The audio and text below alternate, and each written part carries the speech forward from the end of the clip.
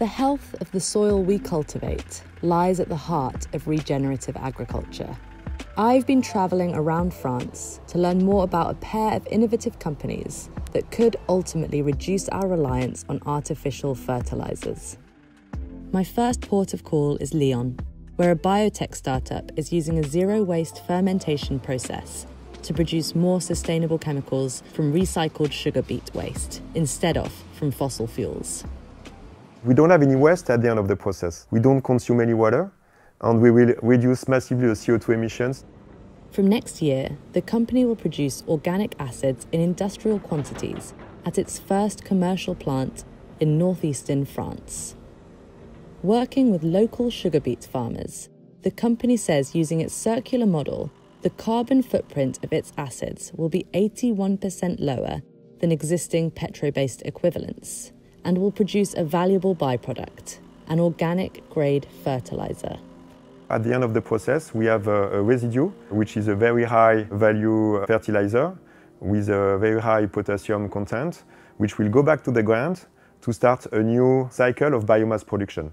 France currently imports around 80,000 tonnes of potassium for fertiliser. Do you think that Afirene could actually prevent France in the future from having to import any of that potassium? Is that an idea? During the process, we will produce 16,000 tons of acids. That's the same kind of idea in terms of volumes for the fertilizer. It's not the main goal, but if we can reduce the importation, then it's a good news. According to the United Nations, by 2050, we'll need 70% more food to feed 9.6 billion of us.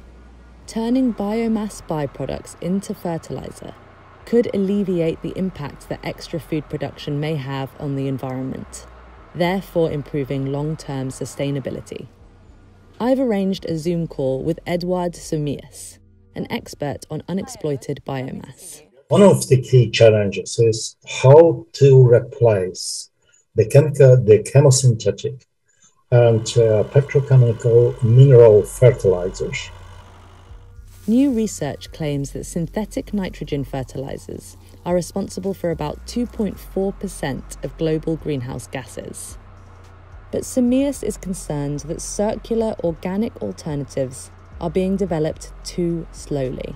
There's a lot of research going on in this space at the moment, isn't there? Yes, however, we have to see that many of the research programs very often cannot be converted into farmers' reality. So there is a gap between basic research and application. The global biofertilizer market is estimated to grow from $9.3 billion in 2020 to $17 billion by 2026.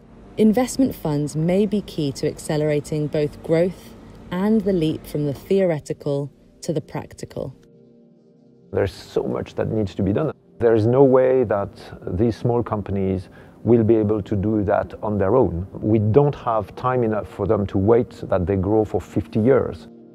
Astonor is a VC specialising in agri-tech. It played a significant role in the growth of what is now the world's largest vertical insect farm.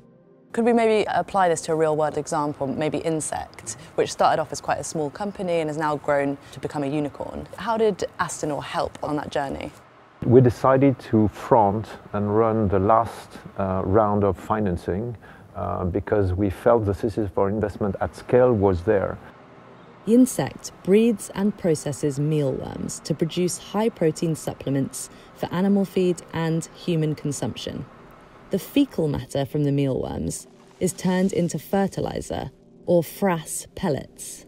Using the waste of agriculture to make it a fertilizer is a wonderful system because then you're not competing against on the use of the land. The use of agricultural waste is a huge part of the future. Agriculture itself is a major contributor to greenhouse gases. Agriculture and food systems are basically accounting for 20 to 30% of greenhouse gas and carbon emission. But there is this magic of agriculture, which is that we can put and we should put carbon back into the soil.